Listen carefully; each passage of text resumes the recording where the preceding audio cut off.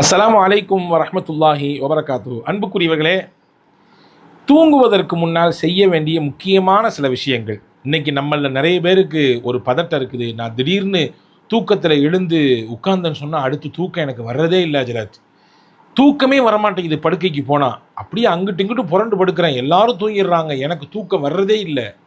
Mid நைட்லாம் தாண்டின பின்னாடி ஏதோ கொஞ்சம் கண் அசர்றேன். அதுவும் ஒரு 3 மணி 3:30 மணிக்கெலாம் மறுபடியும் முழிப்பு வந்தால் அதனுடைய பாடு பெரும்பாடாக இருக்குது அப்படின்னு ரொம்ப வருத்தத்தோட இந்த கருத்துக்களை நம்மள பல பேர் பல நபர்கள்ட்ட பகிர்ந்து கொள்கிறத பார்க்க முடியுது. இன்றைய இந்த காணொளியிலே 4 முக்கியமான விஷயங்களை நான் உங்களுக்கு இதிலே சொல்லித்தரப்போகிறேன். இதை பின்பற்றி படுக்கும் பொழுது, உறங்கும் பொழுது நிம்மதியான உறக்கத்தையும் நம்மால் பெற முடியும். நம்முடைய உறக்கத்தின் வழியாக நன்மையும் நம்மால் பெற்றுக்கொள்ள முடியும். என்ன சொல்கிறீங்க, உறக்கத்தோடு கரும்பு தின்றதுக்கு கூலியா அப்படின்னு கேட்ட மாதிரி நல்ல உறக்கமும் கிடைக்கும், அத்தோடு சேர்த்து நன்மைகளும் கூடுதலாக கிடைக்கும். என்னன்னு பார்த்துடலாமா? உங்களுக்கு இந்த வீடியோ கண்டிப்பாக பயனுள்ளதாக இருக்கும். சேவ் பண்ணி வச்சுக்கோங்க. உங்களுக்கு பிடிச்சவங்களுக்கு, உங்களுடைய குடும்பத்தினர்களுக்கு, உங்களுடைய நண்பர்களுக்கு இதை அதிகமாக நீங்கள் ஷேர் செஞ்சுக்கோங்க. நன்மையில் நம்ம எல்லாம் கூட்டாளியாக ஆகிக்கொள்வோம். 4 விஷயம் நீங்கள் உறங்குவதற்கு முன்னால் செய்தால் அல்லாஹ்விற்கு அது ரொம்பவும் பிடிக்கும், ரொம்பவும் பிடிக்கும். முதல் விஷயம் என்ன தெரியுமா? நீங்கள் தூங்குறதுக்கு முன்னாடி வித்திரு தொழுதுருங்க. வித்திரு தொழுகாமல் படுக்காதீர்கள், படுக்கைக்கு செல்லாதீர்கள்.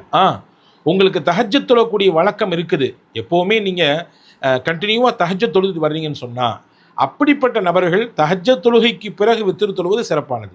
அப்படி இல்லாத பட்சத்திலே, அந்த வாய்ப்புகள் உங்களுக்கு கைகூடாத பட்சத்திலே உறங்குவதற்கு முன்னால் வித்திரை தொழுவதற்கு முயற்சியுங்கள். காரணம், அல்லாஹ் வித்திரானவன், ஒற்றையானவன். அல்லாஹ் ஒற்றையை பிரியப்படுகிறான். அதனால் 3 ரக்காத் வித்திரை தொழுதுட்டு உறங்க செல்லுங்கள். இது முதல் விஷயம்.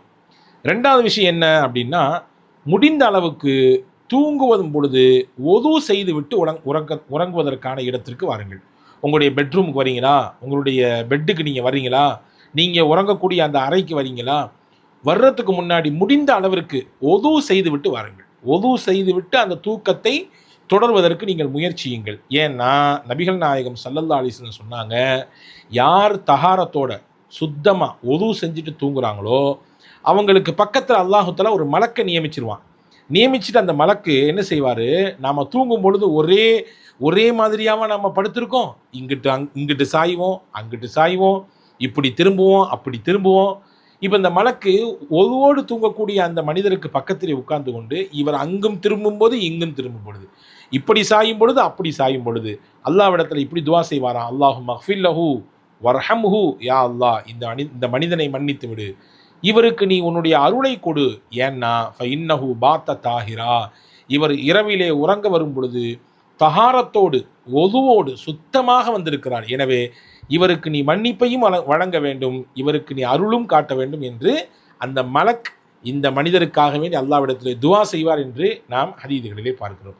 எனவே நிம்மதியான உறக்கத்தை பெறுவதற்கு, உறக்கத்திலும் நன்மையை பெறுவதற்கு 2வது முக்கியமான வழி ஒது செய்துவிட்டு உறங்குவதற்கு முயற்சிக்க வேண்டும். 3வது, ஆயத்துல் குர்சியை உறங்குவதற்கு முன்னால் ஒரு தடவையாவது ஓதிவிட வேண்டும். காரணம், ஆயத்துல் குர்சி என்பது அல்லாஹுடைய பெருங்கொண்ட பாதுகாப்பு. அது ஒரு நீண்ட பெரிய ஹதீஸ் வந்திருக்கிறது. அபூ ஹுரைரா ரலியல்லாஹு அன்ஹுடைய அறிவிப்பாக ஹதீதுகளில் பதிவாக இருக்கிறது. ஷைத்தானுடைய சேட்டை வராது, ஷைத்தானுடைய ஊசலாட்டம் வராது, திடுக்கம் ஏற்படாது, பல்வேறு விதமான ஷைத்தானுடைய புறத்திலிருந்து ஏற்படக்கூடிய இடைஞ்சல்கள் ஏற்படாது. யார் இரவிலே உறங்குவதற்கு முன்னால் ஆயத்துல் குர்சி ஓதிக்கொள்கிறாரோ அவருக்கு இதுவெல்லாம் ஏற்படாது. அல்லாஹ் நிம்மதியான ஒரு நல்ல நிலையிலே உறக்கத்தை தருவான் என்று நபிகள் நாயகம் ஸல்லல்லாஹு அலைஹி வஸல்லம் அவர்கள் சொல்லி தந்தார்கள். இது 3வது விஷயம். 4வது நாம் இப்போ சொல்ல போகிறது ரொம்ப முக்கியமான விஷயம். உறங்குறதுக்கு முன்னாடி, தூங்குறதுக்கு முன்னாடி குறைந்தபட்சம் ஒரு தடவையாவது இதை ஓதிவிட வேண்டும். என்ன அது? ரொம்ப முக்கியத்துவம் வாய்ந்த ஒரு கலிமா தான். பல இடங்களில் நாம் கேள்விப்பட்ட கலிமா தான். குறிப்பாக ஹஜ்ஜி பெருநாளிலே, அரஃபா போன்ற நாளிலெல்லாம் இது அதிகமாக ஓதப்படுகிற ஒரு கலிமா தான். லா இலாஹ இல்லல்லாஹ் வஹ்தஹு லா ஷரீக லஹு லஹுல் முல்கு வலஹுல் ஹம்து வஹுவ அலா குல்லி ஷைஇன் கதீர். இதை ஒரு தடவை ஓதிக்கணும். அதுக்கு பின்ன சுப்ஹானல்லாஹ் வல்ஹம்துலில்லாஹ் வலா இலாஹ இல்லல்லாஹ் வல்லாஹு அக்பர் வலா ஹவுல வலா குவத்த இல்லா பில்லாஹில் அலியுல் அதீம்.